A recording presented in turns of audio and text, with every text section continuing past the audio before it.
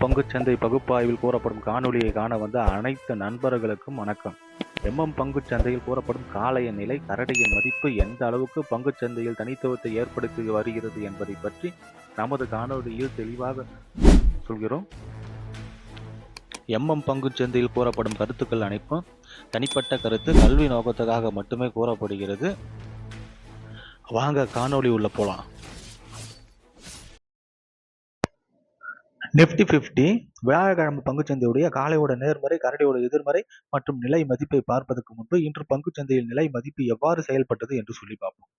செவ்வாய்க்கிழமை பங்குச்சந்தை முடிவில் நம்ம என்ன பேசுனதுன்னா 25,238 நேர்மறைனும் 25,158 எதிர்மறைனும் பேசியிருந்தோம். இன்று பங்குச்சந்தையோட துவக்கம் 25,141. இது ஒரு எதிர்மறையான துவக்கம் தான். துவக்கம் கிடைச்ச உடனே காளைகள் எதிர்மறையிலிருந்து நேர்மறைக்கு மேல போற மாதிரி முயற்சி பண்றாங்க. அங்கு கரடிகள் தடுத்து நிறுத்தி நேர்மறையிலிருந்து எதிர்மறைக்கு எதிர்மறையில கரடியோட இலக்கு 1 25,058 என்ற நிலையை அடையிறாங்க.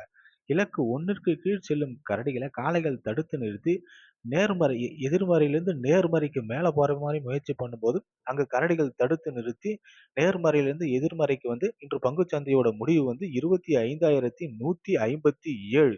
இதை பொறுத்து நாளைய பங்குச்சந்தையுடைய காலையோட நேர்மறை மற்றும் எதிர்மறையை நம்ம பார்ப்போம். நிஃப்டி 50 இன்று பங்குச்சந்தையோட முடிவு 25,157.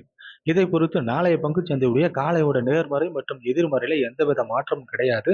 காலையோட நேர்மறை 25,238, இலக்கு 1 25,358, இலக்கு 2 25,532.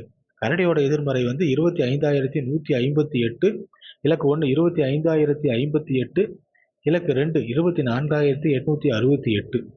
பங்குச்சந்தை பகுப்பாய்வில் கூறப்படும் கருத்துக்கள், நிலை மதிப்புகள் உங்களுக்கு பிடித்திருந்தால் லைக், ஷேர், சப்ஸ்கிரைப் பண்ணுங்க. உங்கள் கருத்துக்களை கமெண்ட் பாக்ஸில் தெரிவிக்கவும். நன்றி.